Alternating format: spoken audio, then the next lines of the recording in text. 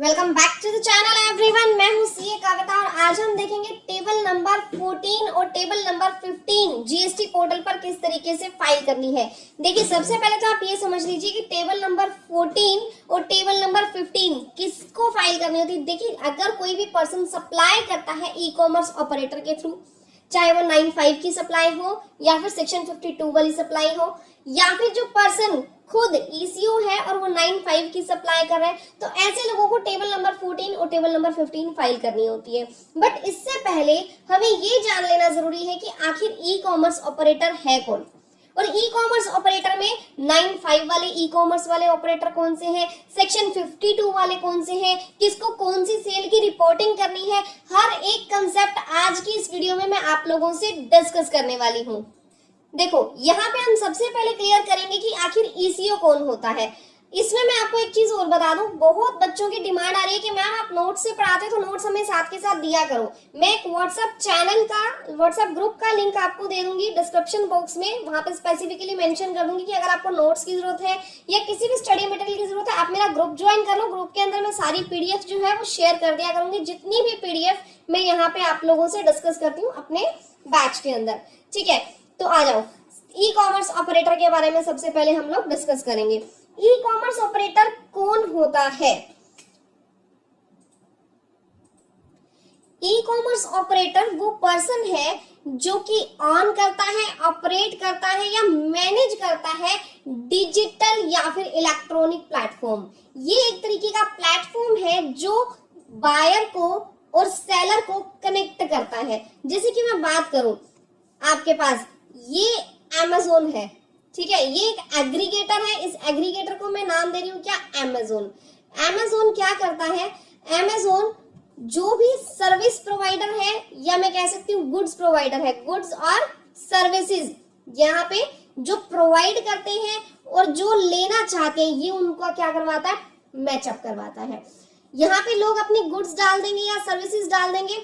जो भी एग्रीगेटर है, एग्रीगेटर के पास अपनी गुड्स और सर्विसेज यहाँ पे ये लोग क्या करेंगे, अपलोड कर देंगे कि हम फलानी गुड्स और सर्विसेज जो है वो प्रोवाइड कर रहे हैं। इन्होंने अपनी सारी गुड्स और सर्विसेज यहाँ पे अपलोड कर दी।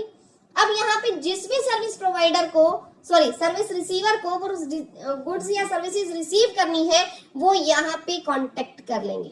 मेरी बात समझ में आ गई? ये एक तरीके का प्लेटफॉर्म है, आप ये कह सकते हो ये एक तरीके का डिजिटल प्लेटफॉर्म है।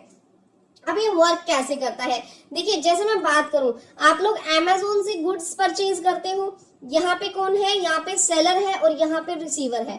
Amazon क्या करता है, Amazon के यहाँ पे जितने भी सेलर्स हैं वो अपनी गुड्स जो है वो यहाँ पे अपडेट कर देते हैं कि हमारे पास ये गुड्स है।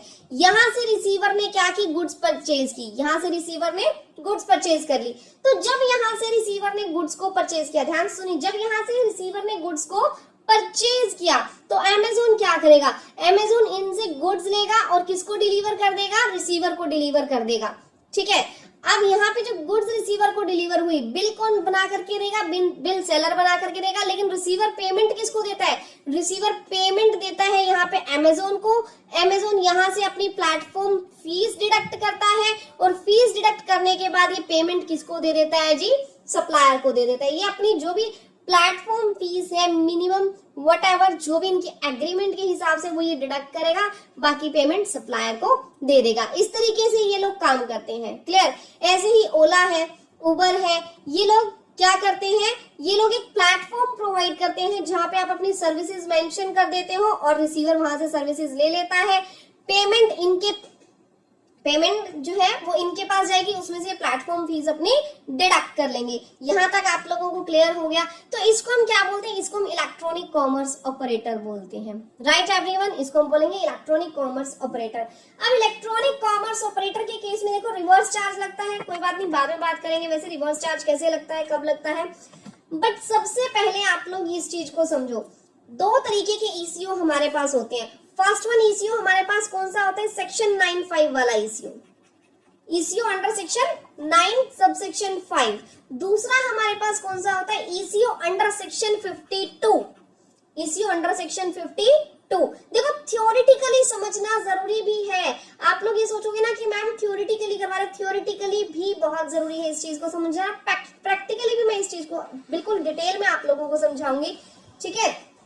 बट थ्योरेटिकली कंसेप्ट पता होगा तो प्रैक्टिकली करने में मजा आ जाएगा आप लोगों को।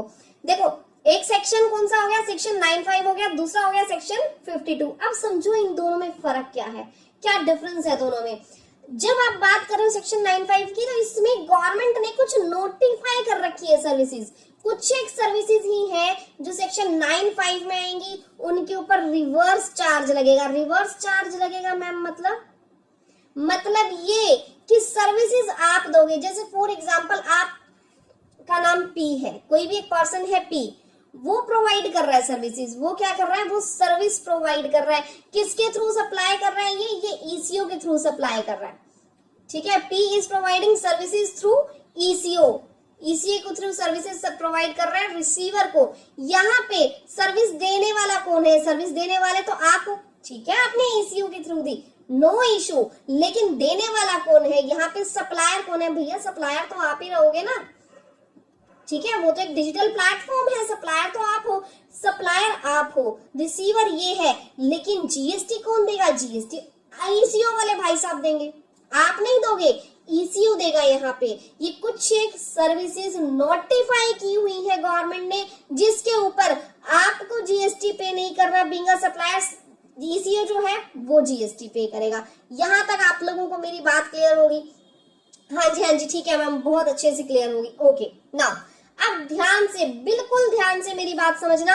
वो नोटिफाइड सर्विसेज कौन कौन सी हैं, वो नोटिफाइड सर्विसेज कौन कौन सी हैं जिसके ऊपर ईसीओ टैक्स पे करेगा।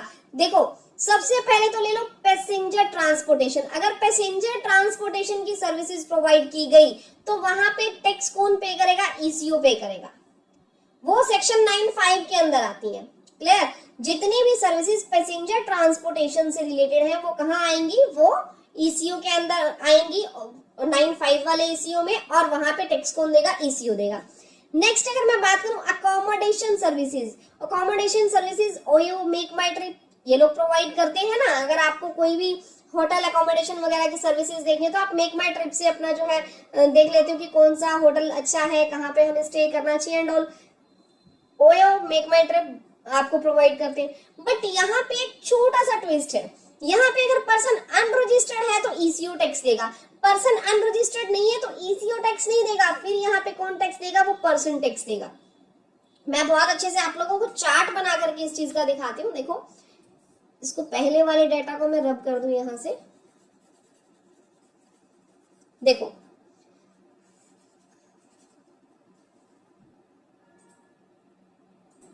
देखिए चार्ट मैंने यहाँ पे बना दिया, थोड़ा राइटिंग मेरी ऐसी आप लोगों को समझनी पड़ेगी।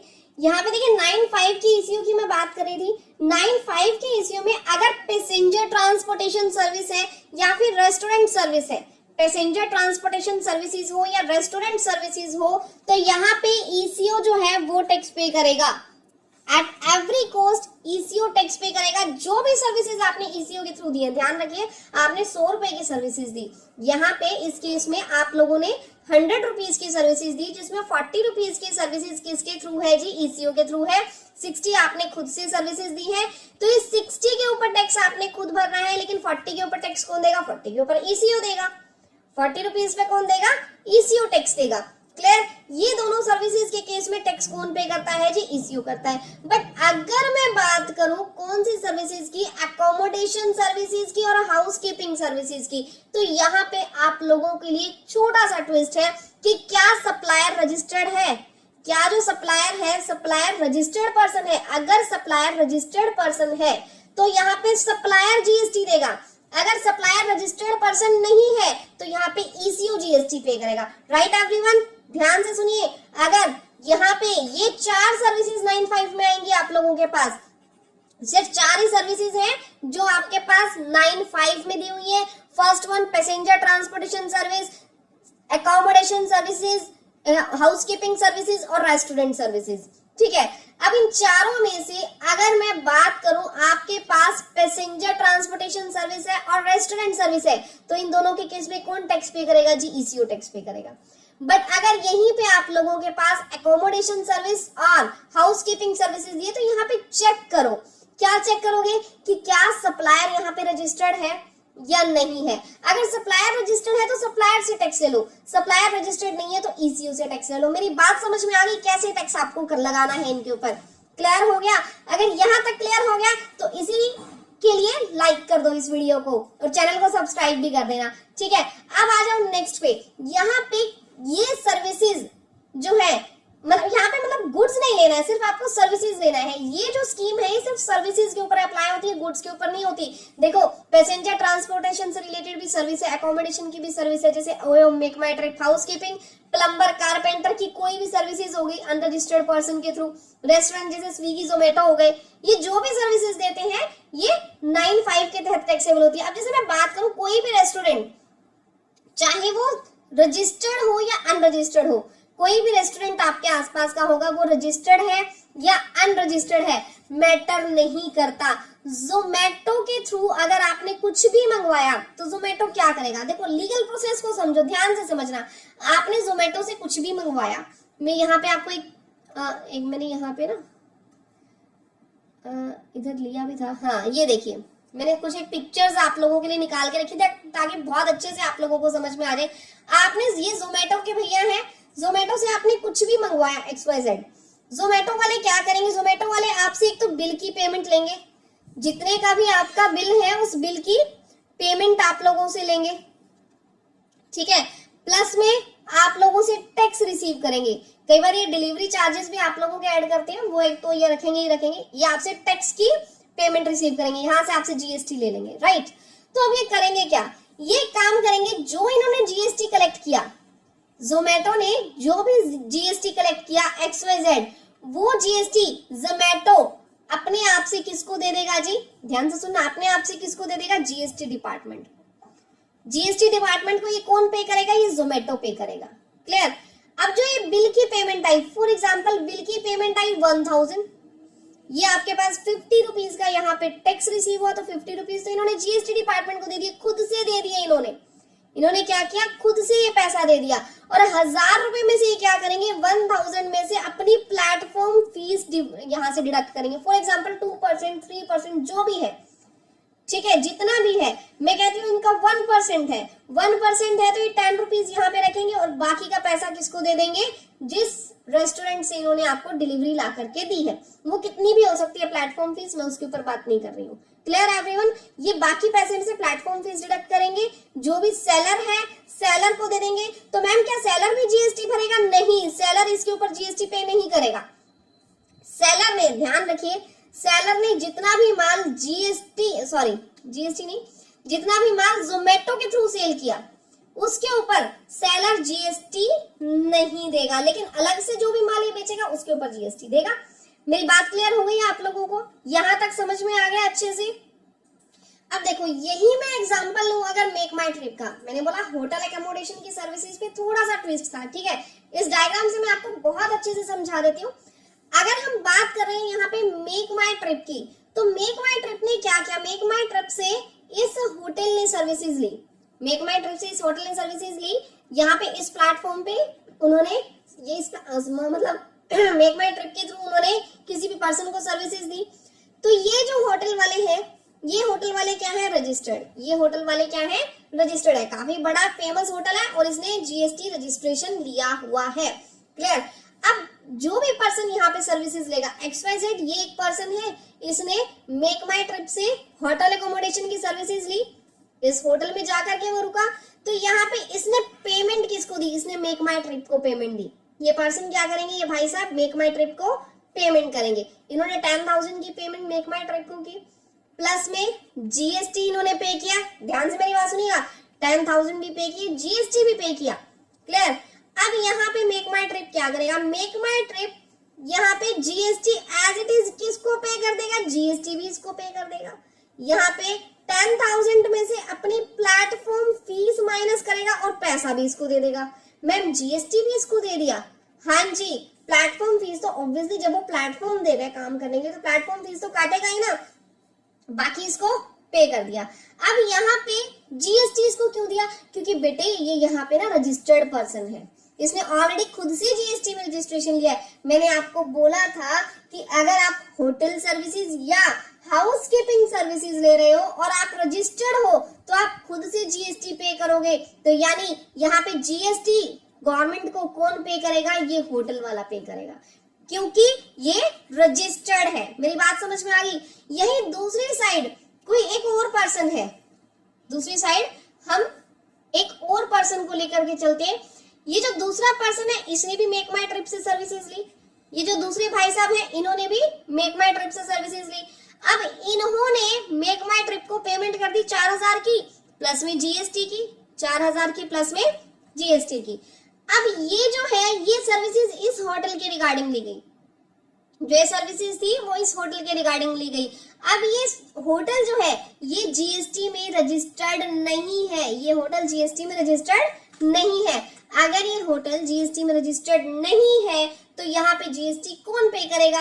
यहाँ जीएसटी पे करेगा मेक माई ट्रिप, यहाँ पे मेक माई ट्रिप को जीएसटी पे करनी पड़ेगी। तो अब अगर ये जीएसटी पे करता है तो ये क्या करेगा? ये जीएसटी अपने पास रखेगा, ये गवर्नमेंट को यहाँ से जीएसटी पे कर देगा, ये यहाँ से गवर्नमेंट को जीएसटी पे कर देगा और प्लेटफॉर्म फीस काट करके बाकी पैसा इसको दे देगा। अब आप लोग जब भी जनरली देखोगे ना तो इस टाइप के जितने भी प्लेटफॉर्म होते हैं वो पहले ही कंडीशन लगा देते हैं कि आपको अगर हमारे प्लेटफॉर्म पे अपनी सर्विसेज देनी है, आपको अगर हमारे प्लेटफॉर्म पे अपनी सर्विसेज देनी है तो कृपया करके कहाँ पे रजिस्ट्रेशन ले लो? जीएसटी में रजिस्ट्रेशन ले लो, ताकि इनकी लायबिलिटी खत्म हो जाए। अब कई ऐसे केसेस हैं जहां पे आप लोग रजिस्ट्रेशन नहीं लेते, लायबिलिटी इन लोगों पे आ जाती है, तो इसलिए पहले ऑलमोस्ट रजिस्टर करवा लेते हैं। लेकिन कंसेप्ट आप लोगों को क्लियर होना चाहिए कि अगर होटल एकोमोडेशन सर्विसेज या हाउस कीपिंग की मैं बात करूं और आप लोग अगर जीएसटी में रजिस्टर्ड नहीं हो तो जीएसटी गवर्नमेंट को प्लेटफॉर्म वाला जो है पर्सन वो पे करेगा। क्लियर हो गया यहाँ तक सभी को? बहुत अच्छे से क्लियर हो जाना चाहिए, ठीक है? तो इसी बात पे लाइक का बटन प्रेस कर देना। अब इसमें देखो, अगर हम बात करें तो टैक्स लायबिलिटी वैसे तो ईसीओ पे है, बट 2 केसेस में हमने देखा अगर पर्सन रजिस्टर्ड है किसमें? हाउस कीपिंग में और अकोमोडेशन के अंदर, तो वो खुद से पे कर देगा। सप्लायर का रजिस्ट्रेशन, क्या सप्लायर का रजिस्ट्रेशन लेना जरूरी है? देखो, अगर आपकी सर्विसेज ऐसी है कि जो ईसीओ है, ईसीओ को टैक्स पे करना है तो आपको रजिस्ट्रेशन लेने की जरूरत नहीं है। जैसे जोमेटो है, जोमेटो हर एक पर्सन से सामान उठाता है और क्लाइंट तक पहुंचा देते हैं, जो भी पर्सन को जैसे खाने पीने का सामान है। तो क्या हर एक पर्सन को, छोटे से छोटे रेस्टोरेंट को जीएसटी रजिस्ट्रेशन लेने की जरूरत है? नहीं है भैया। किस लिए लेना है? आप सिर्फ जोमेटो के थ्रू सामान ही तो दे रहे हो, वहां पे जोमेटो जीएसटी पे कर रहा है। इनवॉइस कौन इश्यू करेगा? ईसीओ टैक्स इनवॉइस इश्यू कर देगा। अगर ईसीओ टैक्स पे कर रहा है तो रिटर्न फाइलिंग, रिटर्न कौन फाइल करेगा? जो R1CB है, अगर ईसीओ के पास ही जीएसटी रजिस्ट्रेशन है तो वो फाइल करेगा। क्लियर? लेकिन अगर आपके पास जीएसटी रजिस्ट्रेशन है तो आपको पूरी डिटेल देनी पड़ेगी 95 वाले की भी कि आपने कितना माल उसके थ्रू सप्लाई किया, 52 वाले की।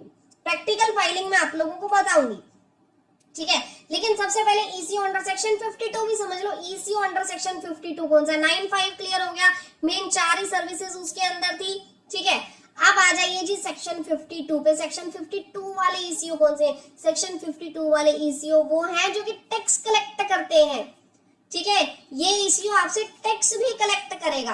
क्लियर हो गई मेरी बात? अब मैम नहीं हुई, हमें तो टैक्स कैसे कलेक्ट करेगा, क्या क्या आएगा इसके अंदर? देखो, सबसे पहले ये समझ लो, 95 में सिर्फ और सिर्फ सर्विसेज थी, लेकिन 95 के अलावा जब मैं 52 पे आ रही थी, 52 में गुड्स भी हैं और सर्विसेज भी हैं, ठीक है? बिल्कुल बेसिक से समझो, मैं बताती हूँ सब आपको। यहाँ पे गुड्स और सर्विसेज दोनों आ जाएंगे। ईसीओ आपको सप्लाई करने के लिए एक प्लेटफॉर्म देता है, लेकिन ये खुद से कोई भी गुड्स या सर्विसेज सप्लाई नहीं करता। जैसे कि मैंने आपको बता दिया था, अमेजोन है, फ्लिपकार्ट है, क्लियर? लेकिन ये जो ईसीओ आपको प्लेटफॉर्म दे रहे हैं अदर गुड्स और सर्विसेज सप्लाई करने का, ये आपकी जितनी भी सेल है उसके ऊपर टीसीएस कलेक्ट करते हैं। बाद में डिपॉजिट करवा देंगे आपको, ठीक है? गवर्नमेंट को डिपॉजिट करवा देंगे और वो आपको मिल भी जाएगा, लेकिन एक बार के लिए ये आपका टीसीएस जो वो कलेक्ट करेंगे। 0.5% सीजीएसटी, 0.5% एसजीएसटी, अगर आईजीएसटी है तो 1% आपका नेट टैक्सेबल वैल्यू का ये लोग कलेक्ट करेंगे। किसका? नेट टैक्सेबल वैल्यू का, विद जीएसटी नहीं, नेट टैक्सेबल वैल्यू का ये 1% आपका कलेक्ट कर लेंगे। यहां तक क्लियर हो गया आप लोगों को? ठीक है मैम। नेक्स्ट अगर हम बात करें कि टीसीएस में अगर टीसीएस कलेक्ट हो रहा है तो टीसीएस में कौन सी आपने टैक्सेबल सप्लाई जो है वो इंक्लूड करके चलनी है। मैंने अभी आपको बताया था कि आपको नेट टैक्सेबल सप्लाई लेनी है। तो नेट टैक्सेबल सप्लाई का मतलब क्या है? नेट टैक्सेबल मतलब जितनी आपने टोटल सप्लाई की, ठीक है, जितनी आपने टोटल सप्लाई की ईसीओ के थ्रू, उसमें से माइनस कर देना रिटर्न। उसमें से हम क्या माइनस कर देंगे? रिटर्न। देखो कुछ भी सेल रिटर्न भी तो आ सकता है ना, ठीक है। आप ऑनलाइन कुछ भी सेल कर रहे हो, गुड सेल कर रहे हो, तो कुछ भी रिटर्न आ सकती है, कैंसिलेशन हो सकती है।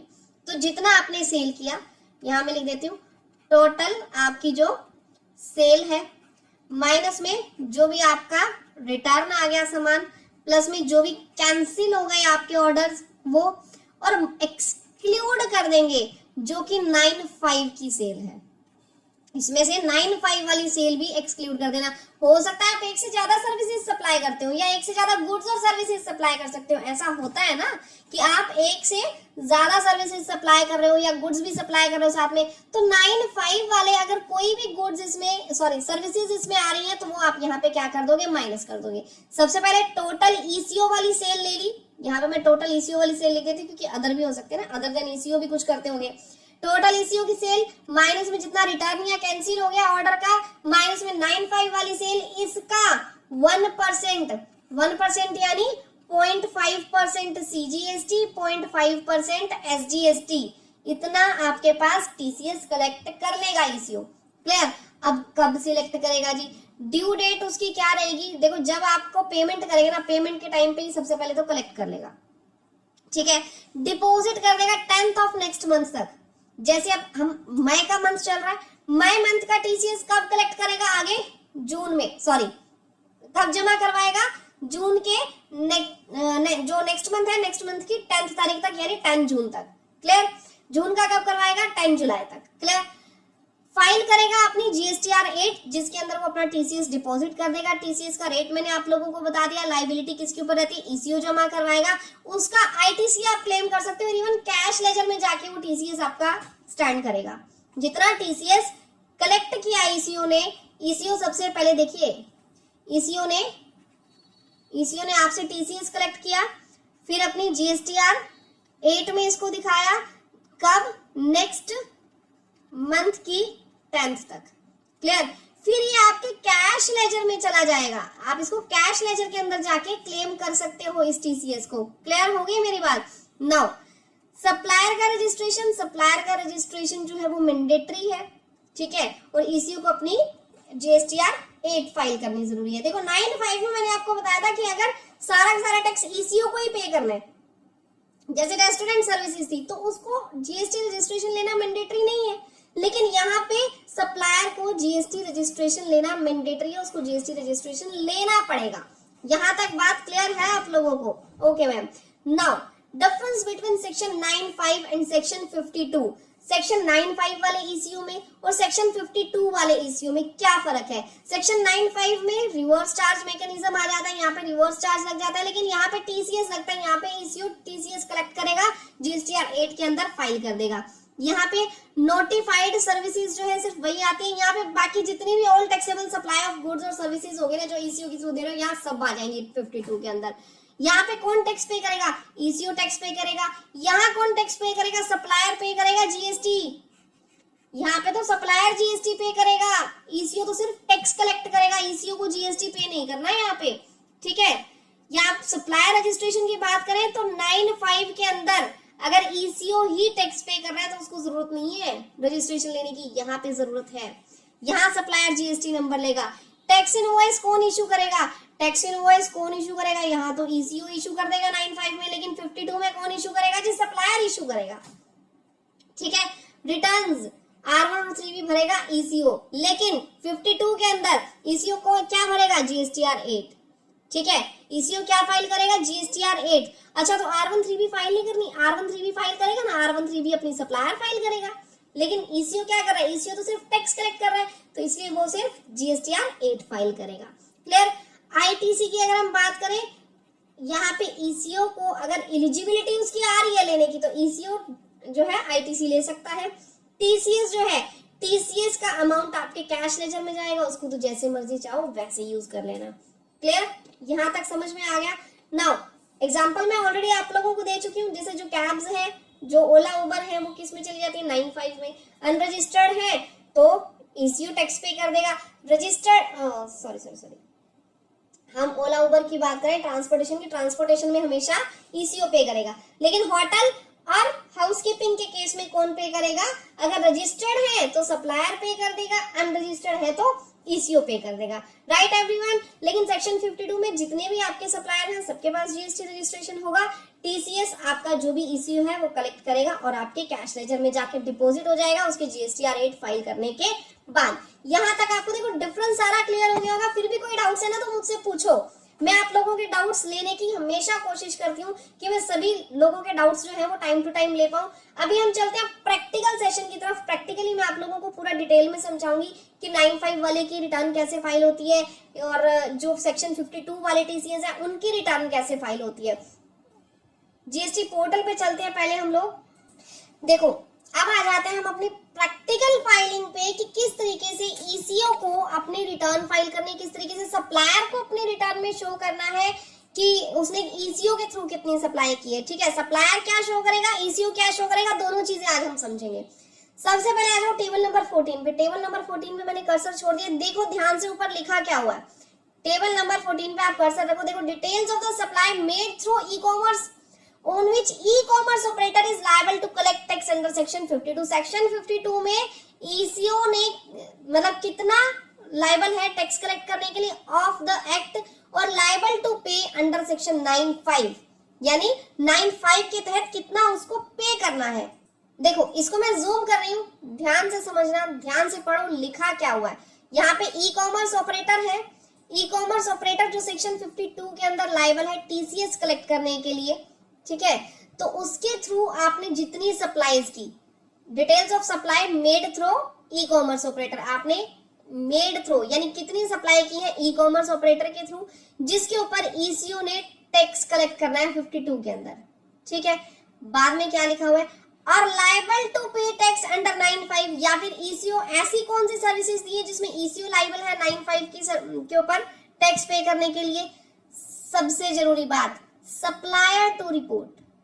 सबसे नीचे देखो मैंने हाईलाइट भी इसीलिए किया आपको अच्छे से दिख जाए, यहाँ पे क्या लिखा हुआ है, सप्लायर टू रिपोर्ट, यानी टेबल नंबर 14 की रिपोर्टिंग ईसीओ को नहीं करनी। सबसे पहली बात, टेबल नंबर 14 ईसीओ को फाइल नहीं करनी।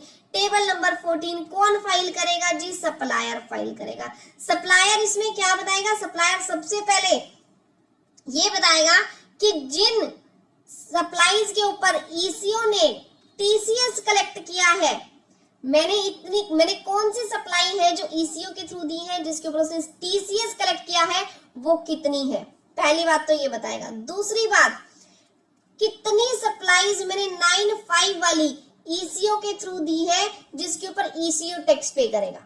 इसकी बाइफरकेशन आपको कहां देनी है जी, टेबल नंबर 14 में। किसको देनी है, सप्लायर को देनी है। फिर से मेरी बात ध्यान कर लो, सप्लायर ईसीओ के प्लेटफॉर्म से किसको सर्विसेज दे रहा था, रिसीवर को। Eco is just a platform, eco सिर्फ क्या है, प्लेटफॉर्म है। ये वाली जो टेबल नंबर 14 है ये ईसीओ फाइल नहीं करेगा। यहाँ बाइफरकेशन कौन देगा, यहाँ बाइफरकेशन देगा आपका सप्लायर। बात समझ में आ गई, यहाँ बाइफरकेशन कौन देगा, आपका सप्लायर देगा। अब देखो यहीं पे मैं आपको एक प्रैक्टिकल एग्जांपल लेके बहुत अच्छे से समझाती हूँ। कोई भी एक सप्लायर है, जैसे XYZ सप्लायर है जिसकी मैं जीएसटी रिटर्न फाइल कर रही हूँ, उसने टोटल 10,000 का माल बेचा। उसने टोटल कितने का माल बेचा जी, 10,000 का माल उसने बेचा।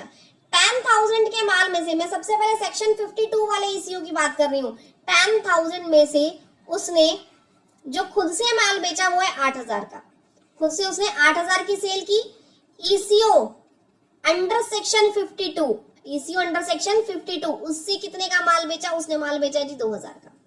टोटल 10,000 की सेल थी, 8,000 की सेल उसने खुद से की, 2,000 की सेल उसने ऐसी ईसीओ के थ्रू की जो सेक्शन 52 में टीसीएस कलेक्ट करता है। यहां तक समझ में आ गया। अब वो अपनी जीएसटीआर 1 में ये पूरी की पूरी फाइलिंग किस तरीके से दिखाएगा। Now question is that GSTR 1 में वो सेल कैसे दिखाएगा।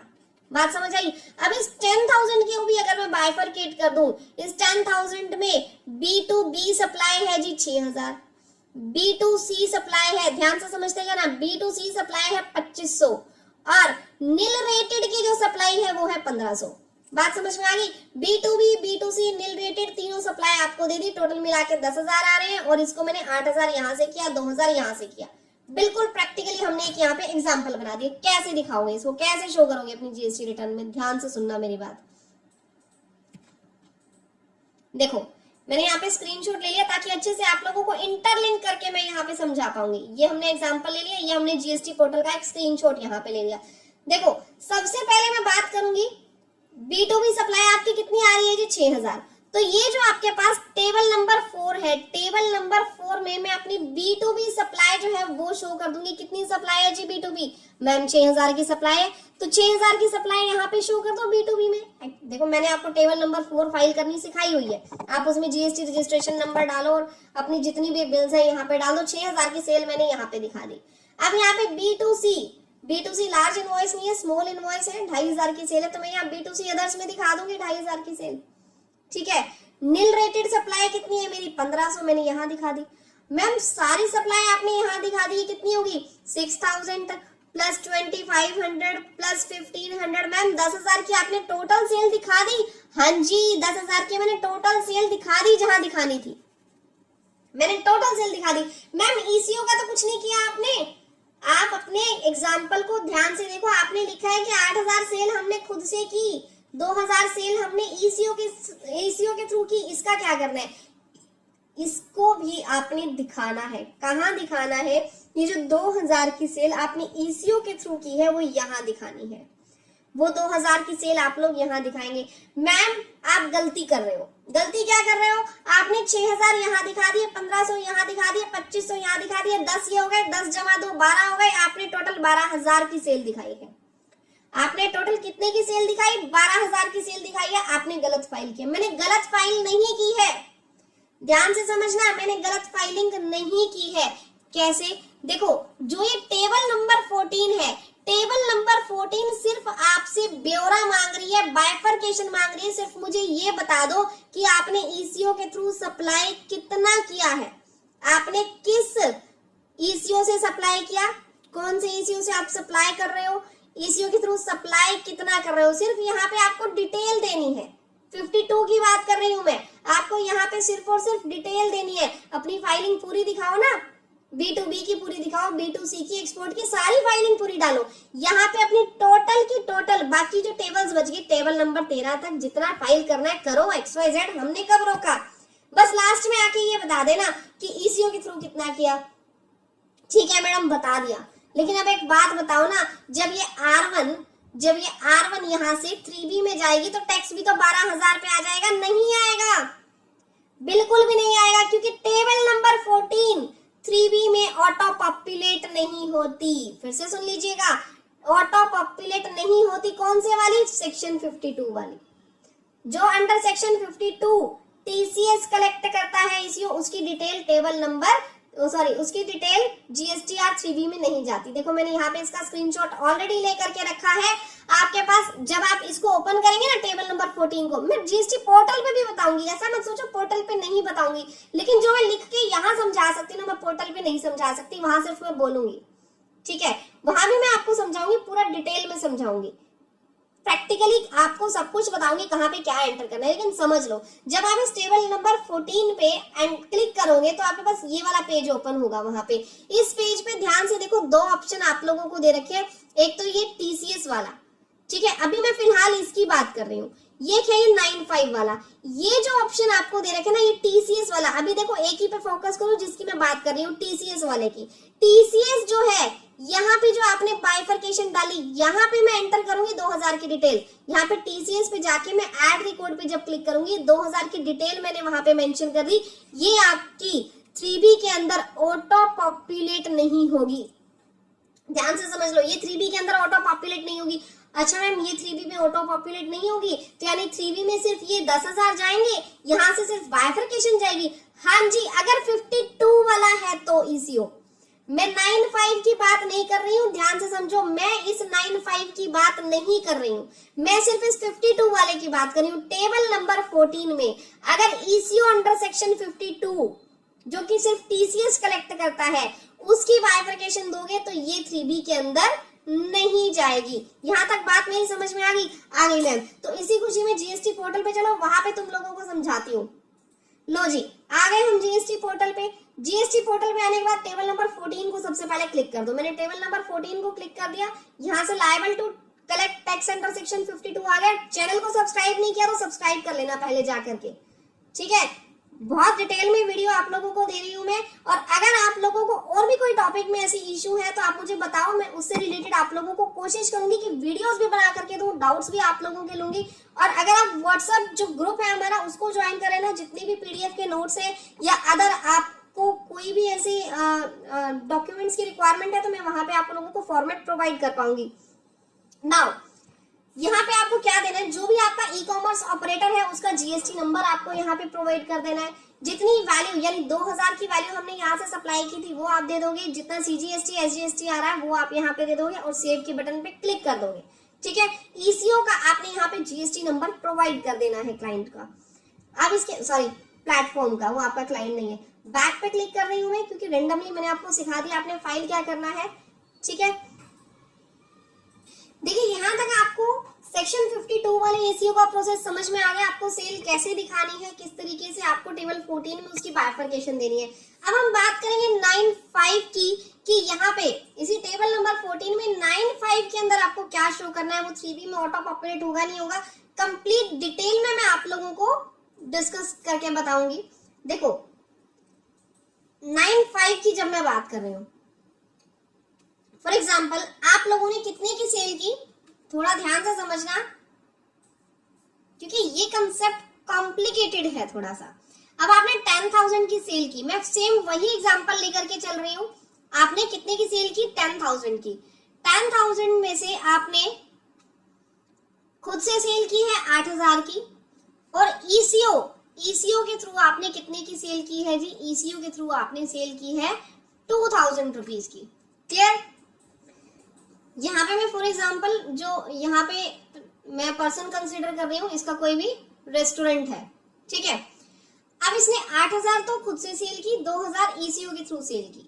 तो ये अपनी सेल को किस तरीके से शो करेगा। यहाँ पे ये जो 2,000 की सेल है, सबसे पहले तो ये समझना 2000 की सेल पे टैक्स कौन पे करेगा। मैं रेस्टोरेंट की बात कर रही हूँ, तभी मैंने आपको बाइफरकेट करके बता दिया मैं 9.5 की कौन सी सर्विस की बात कर रही हूँ। मैं होटल या हाउसकीपिंग की बात नहीं कर रही हूँ, मैं रेस्टोरेंट की बात कर रही हूँ। यहाँ पे इसके ऊपर टैक्स कौन पे करेगा जी, इसके ऊपर ईसीओ टैक्स पे करेगा। क्लियर। इसके ऊपर कौन टैक्स पे करेगा, ईसीओ टैक्स पे करेगा।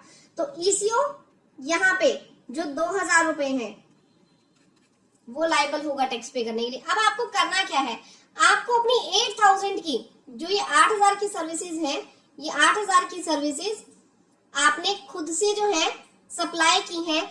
इसमें जितनी भी B2B है, हमने कितना लिया था उसको आप छोड़ दो, जो आपने सप्लाई की है उसमें फॉर एग्जांपल 5,000 आपने B2B सप्लाई की, यहाँ पे 5,000 आपकी है B2B और 2,000 आपकी है B2C, 1,000 आपकी है नील, 1,000 आपकी है नील। ये कौन सी की बात कर रही हूं मैं, इसकी जो आपने खुद से सप्लाई की, ठीक है। ये 2,000 आपकी, इसमें B2B हो या B2C हो उसको आप साइड में रखो अभी। तो आपने करना क्या है, B2B में दिखा दीजिए 5,000 रुपए ये वाले, ठीक है। B2C में मैंने दिखा दिए 2,000, नील में मैंने दिखा दिए 1,000। अब मैम बच गए ना ये वाले जो बच गए ईसीओ के कहाँ दिखाओगे। देखो यहाँ पे इस ईसीओ पे कौन टैक्स पे करेगा, इस ईसीओ पे तो 9.5 वाला ये जो सर्विस है इसके ऊपर तो ईसीओ ही टैक्स पे करेगा। जो सेक्शन 52 वाला मैंने बताया था उसके ऊपर तो सप्लायर नहीं करना था, तो मैंने यहाँ पे इन टेबल्स के अंदर सारी डिटेल दिखा दी थी, ठीक है। वहां पे मैंने इन टेबल्स के अंदर डिटेल इसलिए दिखाई थी क्योंकि वहां पे सप्लायर ही लायबल था टैक्स पे करने के लिए। यहाँ पे सप्लायर लायबल नहीं है, यहाँ पे तो ईसीओ वाले भैया लायबल है। तो यहाँ पे हम क्या करेंगे, यहाँ पे इसकी बाइफरकेशन नहीं देंगे ना, बाइफरकेशन तो टेबल नंबर 14 में ही देंगे, लेकिन हम यहाँ पे टेबल नंबर 4 से लेकर के टेबल नंबर 13 तक कुछ भी नहीं शो करेंगे इस 2,000 का। सिर्फ और सिर्फ इस 2,000 को शो नहीं करेंगे, 8,000 की सेल हम यहाँ पे शो कर देंगे। ध्यान से मेरी बात को समझना, 8,000 की सेल शो कर दो, लेकिन आपने जो ये 2,000 है इस 2,000 को यहाँ पे शो नहीं करना है। क्लियर हो गई मेरी बात। ठीक है मैम, हो गई। अब यहाँ पे हम इसको किस तरीके से शो करेंगे, ये जो 2000 है ये 2000 यहाँ पे कैसे शो करने हैं, और क्या जब मैं इसको यहाँ शो कर दूंगी, क्या जब मैं इसको यहाँ पे टेबल नंबर 14 में शो कर दूंगी, क्या ये 3B में जाएगा? हाँ 3B में जाएगा। तो मैम हमें तो टैक्स हमने ही पे कर दिया ना 10,000 पे। देखो 52 वाला 3B के अंदर ऑटो पॉपुलेट नहीं हुआ था, जो TCS वाला था वो 3B के अंदर ऑटो पॉपुलेट नहीं हुआ था। लेकिन जब मैं बात करूं यहाँ पे 95 वाली सर्विसेज की, मैं इन सर्विसेज की बात कर रही हूँ। अब मैं इस टैब के अंदर यहाँ पे ऐड रिकॉर्ड करके ऐड कर दूंगी कितने, 2000 रुपए, ठीक है। और ये जाके आपके ऑटो पॉपुलेट होंगे 3B में, ध्यान से समझते जाओ, ये ऑटो पॉपुलेट होंगे 3B में। लेकिन मैम आप बेवकूफ बना रहे हो, मैं बेवकूफ नहीं बना रही हूँ। कैसे मैम? आपने बोला कि 8000 पे तो हम टैक्स पे करेंगे, 2000 पे टैक्स पे करेगा ECO। आपने 8000 ऊपर इन टेबल्स के अंदर शो भी कर दिए, ये देखो 5000 आपने यहाँ शो किए, 1000 यहाँ पे, 2000 यहाँ पे, 8000 ये शो कर दिए, प्लस में आप बोल रहे हो 2000 मैंने यहाँ पे शो कर दिए, और ये 3B के अंदर भी चले जाएंगे, तो टैक्स तो हम ही को भरना पड़ जाएगा। देखो टैक्स नहीं भरना होगा, क्यों? क्योंकि यहाँ पे सिर्फ और सिर्फ बाइफरकेशन जाएगी 3B में भी। कैसे जाएगी मैम? यहाँ पे इस टेबल में आकर के आपका वो जो 2000 रुपए यहाँ ऑटो पॉपुलेट हो जाएंगे। देखो टैक्स की कॉलम यहाँ पे सब ब्लॉक्ड है, सिर्फ और सिर्फ अमाउंट यहाँ आकर के आपकी ऑटो पॉपुलेट होगी। मेरी बात समझ में आई? यहाँ से ये आपकी, मैम फिर अमाउंट को क्यों ऑटो पॉपुलेट करवाया वो भी मैं आपको बताती हूँ, कंसेप्ट पूरे क्लियर करूंगी, ठीक है। लेकिन एक आप लोगों से उम्मीद है, चैनल को सब्सक्राइब किए बिना मत जाना, क्योंकि देखो थोड़ा सा उम्मीद हमें भी रखनी पड़ती है। आगे देखिए टैक्स, यहाँ पे क्या कह रहे हैं, taxable supplies made by registered person through ECO on which ECO operator is liable to pay tax under section 95। जो 95 के थ्रू आप सप्लाई करते हो ना, वो यहाँ पे ऑटो पॉपुलेट हो जाएगी 3B में, टेबल 3.1.1 में। मैम प्रैक्टिकली दिखाओ, प्रैक्टिकली भी दिखाऊंगी, इसको तो समझ लो, वो यहाँ पे आके ऑटो पॉपुलेट हो जाएगी। क्लियर? ओके मैम, ठीक है, समझ में आ गया। लेकिन यहाँ पे दिखाने की जरूरत क्या थी? जरूरत थी जब मैं बात कर रही थी ना 52 वाले ECO की, तो वहां पे उसने 10,000 सेल की थी, वो 10 की 10,000 सेल ऊपर वाली टेबल्स में मैंने शो कर दी थी। इन टेबल्स में मैंने शो की थी 10 की 10,000 सेल, राइट और रॉन्ग की थी मैम। तो यहाँ पे वो क्या हुआ था कि R1 के अंदर यहाँ से 10,000 चली गई, 3B के अंदर भी 10,000 चली गई, क्योंकि टैक्स तो उसी ने पे करना था ना, यहाँ तो सिर्फ बाइफरकेशन दी थी, तो R1 3B यहाँ से मैच हो गया था। बट अगर मैं बात करूं 95 वाले ECO की, तो 95 वाले ECO में क्या हुआ, यहां से कितनी ऑटो पॉपुलेट हुई? 8000, ठीक है, प्लस यहां से कितनी ऑटो, यहां से भी तो ऑटो पॉपुलेट होगी ना R1 में, क्योंकि सेल तो वो आप ही की है, यहाँ पे तो आई नहीं है।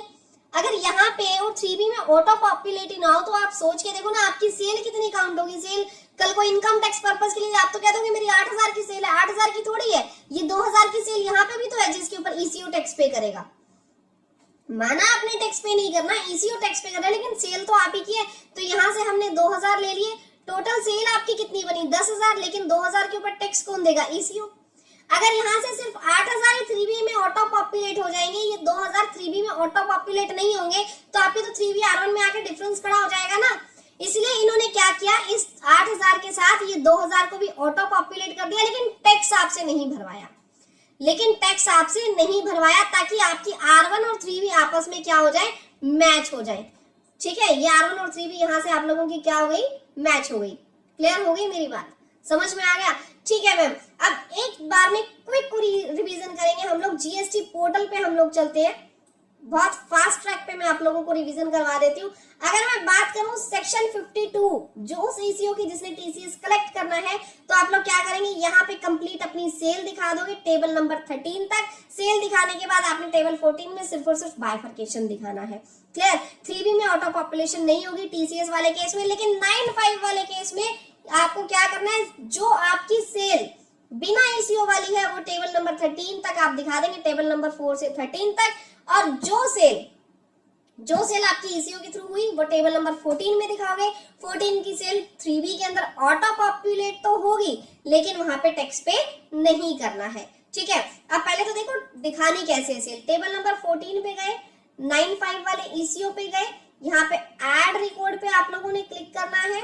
ठीक है, यहाँ पे आपने ईसीओ का जीएसटी नंबर डालना है, वैल्यू ऑफ सप्लाईज आईजीएसटी है तो आईजीएसटी, सीजीएसटी, एसजीएसटी। जैसे आप यहाँ पे ईसीओ का जीएसटी नंबर डालोगे, नेम तो ऑटोमेटिकली ऑटो पॉपुलेट हो जाएगा। देन आपको सेव पे यहाँ पे क्लिक कर देना है, आपका जो इनवॉइस है वो एंटर हो जाएगा। इनवॉइस वाइज कोई डिटेल नहीं देनी, मतलब जीएसटी जो भी है ईसीओ वाइज आपको डिटेल यहाँ पे प्रोवाइड करनी है। ठीक है मैम, टेबल नंबर 14 में 95 कैसे जाएगा हमने देख लिया, लेकिन आप मुझे 3B और दिखा दो, 3B में कैसे ऑटो पॉपुलेट होगा। देखो मैं आपको ले आई हूँ 3B पे। 3B में देखो ये जो हमारे पास टेबल है, टेबल 3.1.1, इस टेबल पे आप लोग जाओगे, यहाँ पे आप लोगों को ये टेबल जो दिख रही है इसके सेकंड पार्ट में आप लोगों के पास यहाँ पे आकर के वो जो टैक्सेबल वैल्यू है वो ऑटो पॉपुलेट हो जाएगी। क्लियर हो गई मेरी बात, यहाँ पे आपका डाटा ऑटो पॉपुलेट होगा। मैम यहाँ भी तो 95 लिखा है, ये 95 अलग है, ये टेबल नंबर 15 से यहाँ पे ऑटो पॉपुलेट होगा। 15 टेबल अभी हम देखेंगे वो कहाँ फाइल होगी, किस तरीके से फाइल होगी। टेबल नंबर 14 तक सारा आप लोगों को क्लियर हो गया। जो चीज क्लियर नहीं हुई है मुझे कमेंट सेक्शन में बताओ, ठीक है। और साथ के साथ मैं कोशिश कर रही हूँ कि ऐसा एक टाइम शेड्यूलिंग बनाई जाए जिसमें मैं लाइव डाउट्स आप लोगों के ले पाऊँ। हम लोग आधे घंटे का एक सेशन रखा करेंगे वीकली बेसिस पर, जिसमें लाइव में आप लोगों के लिए एक डाउट सेशन रखूंगी या एक हम टॉपिक रखेंगे पर्टिकुलर जिससे रिलेटेड हम डाउट्स वहां पे डिस्कस करेंगे, ठीक है। और अगर आप लोग कोई पर्टिकुलर टॉपिक ऐसा है जो लाइव सेशन में डिस्कस करना चाहते हो तो वो भी मुझे बताना। नेक्स्ट हम देखेंगे टेबल नंबर 15। टेबल नंबर 15 में किसको टेबल फाइल करनी है? टेबल नंबर 15 पहले तो इस चीज को समझो। देखो टेबल नंबर 15, यहाँ पे details of supplies made through e commerce operator, जो ई कॉमर्स ऑपरेटर के थ्रू आपने सप्लाई की है, कौन सी supply, on which e commerce operator is liable to pay tax, यानी 95 वाली वो सप्लाईज जिसके ऊपर ईसीओ टैक्स पे करेगा, ठीक है। और सबसे बड़ी बात, e commerce operator to report, इसकी रिपोर्टिंग कौन करेगा जी? इसकी रिपोर्टिंग करेगा ई कॉमर्स ऑपरेटर।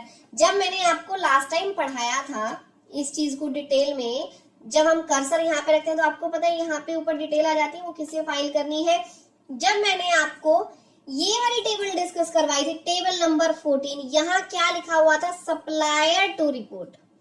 यहाँ लिखा था सप्लायर रिपोर्ट करेगा, यहाँ लिखा हुआ है जी ईसीओ रिपोर्ट करेगा, ठीक है। तो यानी यहाँ पे 95 टेबल किसको रिपोर्ट करनी है? ईसीओ को रिपोर्ट करनी है। कौन सी? जिसके ऊपर सप्लायर ने टैक्स पे नहीं करना, ईसीओ ने टैक्स पे करना है, अंडर सेक्शन 9 सबसेक्शन 5।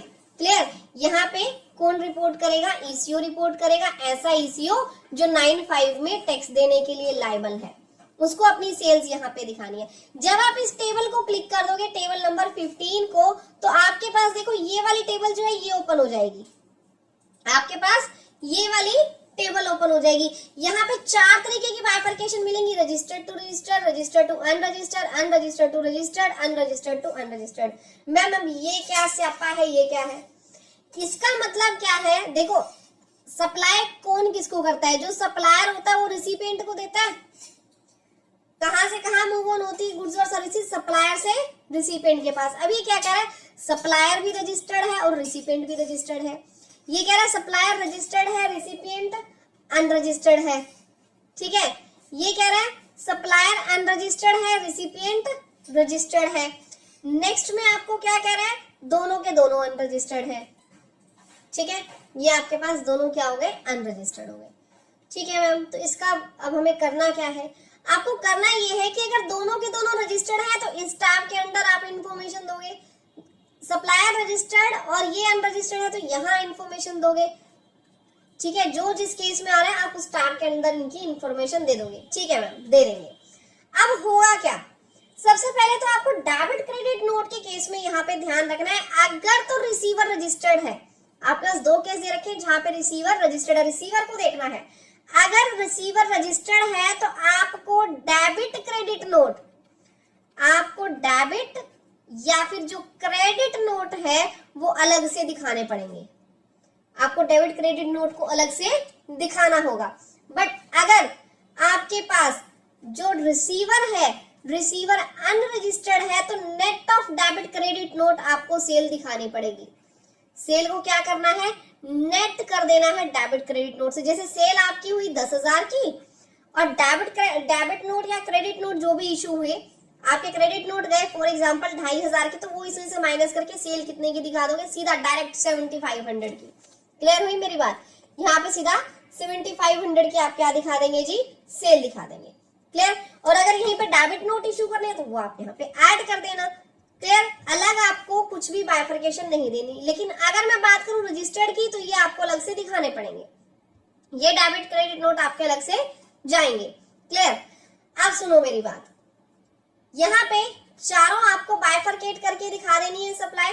ये चारों सप्लाई जब आपने यहाँ से बाइफरकेट करके दिखाई, ये वाली registered to registered, registered to unregistered, U to R और यू टू यू, ये जो आपने सेल यहाँ से दिखाई, क्या ये सेल आपकी 3B में ऑटो पॉपुलेट होंगी?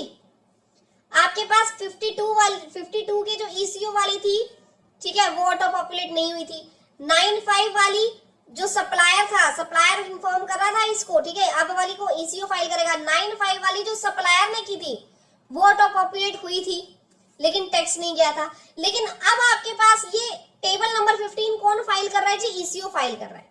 टेबल नंबर 15 कौन फाइल कर रहा है, ECO फाइल कर रहा है। तो अगर ECO फाइल कर रहा है, क्या वो 3B में ऑटो पॉपुलेट होगी? हाँ, वो 3B में ऑटो पॉपुलेट होगी, यहाँ पे ऑटो पॉपुलेट होगी।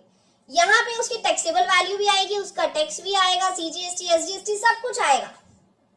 तो मैम क्या यहाँ पे टैक्स भी पे होगा? हाँ, ये कौन फाइल, देखो टेबल नंबर 15 कौन फाइल कर रहा है, ECO फाइल कर रहा है, जिसको 95 के अंदर टैक्स पे करना है। एक्चुअल में टैक्स कौन पे करेगा, ECO ही तो पे करेगा।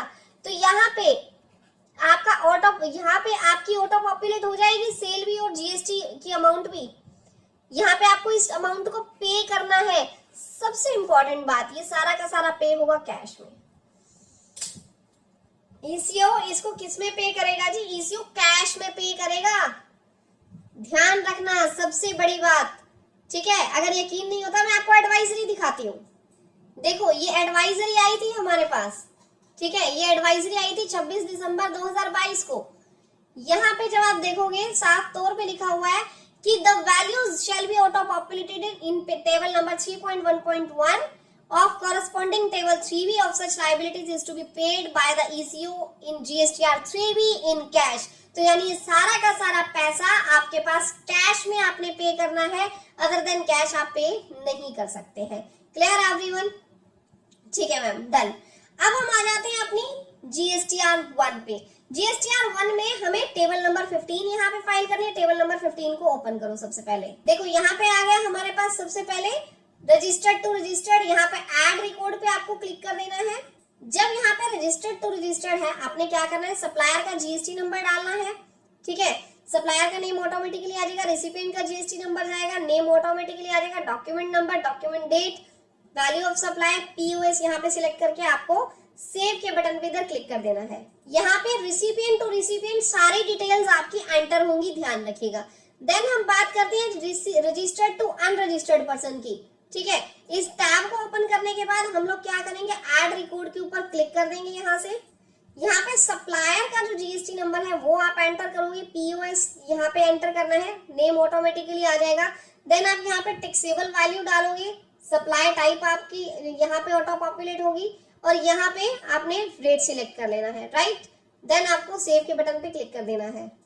इसके बाद आ गया अनरजिस्टर्ड टू रजिस्टर्ड, यानी सप्लायर अनरजिस्टर्ड है और रिसिपिएंट क्या है, रजिस्टर्ड है।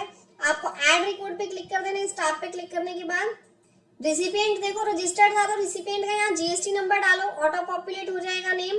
यहाँ पे आपको डॉक्यूमेंट नंबर डालना है, जो भी आपका इनवॉइस नंबर होगा, डेट डालोगे, टोटल वैल्यू आपको डालनी है सप्लाई की, POS यहाँ से सिलेक्ट करोगे तो यहाँ पे सप्लाई टाइप आ जाएगी आपकी, इंटरस्टेट है या इंट्रास्टेट है, हर एक उसमें खुलेगा ये इस तरीके से। तो यहाँ पे टैक्सेबल वैल्यू डाल के आपको सेम उसी तरीके से इनवॉइस एंटर करना है जैसे GSTR 1 में करते हो। क्लियर? अगर मैं यहाँ पे हरियाणा को सिलेक्ट कर लेती तो यहाँ पे सप्लाई टाइप इंट्रास्टेट आ जाएगा, ऑटो पॉपुलेट हो गया अपने आप ही। यहाँ पे स्टेट से ऑटो पॉपुलेट होगा। देन आपको यहाँ पे वैल्यू एंटर कर देनी है। वैल्यू एंटर करने के बाद आप लोग सेव पे क्लिक कर देंगे। जैसे GSTR 1 के अंदर हम लोग एंटर करते थे ना वैल्यू, ठीक है, टैक्सेबल वैल्यू एंटर करते थे, यहाँ पे इनवॉइस वैल्यू एंटर करते थे, तो यहाँ पे टोटल वैल्यू के अंदर इनवॉइस वैल्यू आपकी जो है वो रिफ्लेक्ट कर जाएगी। नेक्स्ट आ गया आपका unregistered to unregistered. Unregistered to unregistered वाले टैब को ओपन करो। अनरजिस्टर्ड टू अनरजिस्टर्ड में आपको ज्यादा कोई डिटेल नहीं देनी, किसी का कोई जीएसटी नंबर नहीं जाएगा, जस्ट आपको पीओएस सिलेक्ट करना है, ठीक है। उस बेस पे आपके पास आ जाएगा आईजीएसटी है, सीजीएसटी है या एसजीएसटी, टैक्सेबल वैल्यू डाले, रेट डाले और ऑटोमेटिकली आपका जो आईजीएसटी है वो यहाँ पे रिफ्लेक्ट कर जाएगा, ठीक है। अगर मैं यहीं पे हरियाणा सिलेक्ट कर लूंगी तो देखो ऑटोमेटिकली सीजीएसटी एसजीएसटी आ जाएगा। सेव के बटन पे क्लिक करके आपको ये डिटेल्स यहाँ पे सेव कर देनी है। तो देखो बहुत इजी प्रोसेस हमारे पास था। टेबल नंबर 14 कैसे फाइल करनी है, 15 कैसे फाइल करनी है। अब मैं आपको दिखाऊंगी 3B में कैसे ऑटो पॉपुलेट होगी। बस बाइफरकेशन आपको क्या समझना है कि 14 में कौन सा पर्सन अपनी डिटेल देगा, 15 में किसको डिटेल देनी है, किस तरीके से डिटेल देनी है, ठीक है। 9(5) में कौन टैक्स पे कर रहा है, 52 में कौन कर रहा है, ईसीओ किस तरीके से अपनी जो है डिटेल्स देगा 15 के अंदर। तो मेथड समझना जरूरी है, अदरवाइज कुछ कॉम्प्लिकेशंस नहीं है इसके अंदर फाइल करने में। अब देखो अगर मैं बात करूं ना तो ईसीओ ने जो अपनी रिटर्न फाइल की जीएसटीआर 3B में कहा ऑटो पॉपुलेट होगी, ये आपके पास टेबल दीजिए 3.1.1, यहाँ पे आप लोग जाओ, इसमें जो आपके पास फर्स्ट टेबल आ रही है यहाँ पे आपकी डिटेल्स जो ऑटो पॉपुलेट हो जाएंगी। और टैक्स ध्यान रखिएगा, टैक्स उसको पे करना पड़ेगा कैश के अंदर ही ईसीओ को। क्लियर? तो यहाँ तक हमने देख लिया कि टेबल नंबर 14, 15 किस तरीके से आप लोग फाइल करोगे, कैसे ईसीओ जो है वो 2 तरीके के होते हैं, उसमें क्या क्या फर्क होता है, कंप्लीट डिटेल में मैंने आप लोगों को ये वीडियो प्रोवाइड की है। वीडियो अच्छी लगी तो वीडियो को लाइक, चैनल को सब्सक्राइब करना मत भूलना और कोई भी डाउट्स हो कमेंट सेक्शन में बताओ, मैं आप लोगों की जरूर कोशिश करती हूँ डाउट्स लेने की। और अगर कोई ऐसी वीडियो है जो आप लोग चाहते हो कि मैं अपने चैनल पे डालूं, लेकर के आऊं, तो मुझे वो भी आप डिस्क्रिप्शन बॉक्स में बताना। व्हाट्सएप ग्रुप मैंने नया बनाया है, उसका मैंने लिंक आपको प्रोवाइड कर दिया। पीडीएफ के नोट्स चाहिए, आप वो व्हाट्सएप ग्रुप मेरा ज्वाइन कर लो। और साथ ही साथ चैनल को सब्सक्राइब किए बिना मत जाइएगा, बहुत लेबर मैं कर रही हूँ आप लोगों के लिए, तो इतना कंसिडरेशन आप लोगों का भी बनता है कि चैनल को सब्सक्राइब, वीडियो को लाइक करके जाइएगा। मिलते हैं गाइस नेक्स्ट वीडियो में, तब तक के लिए thank you, bye bye, take care everyone.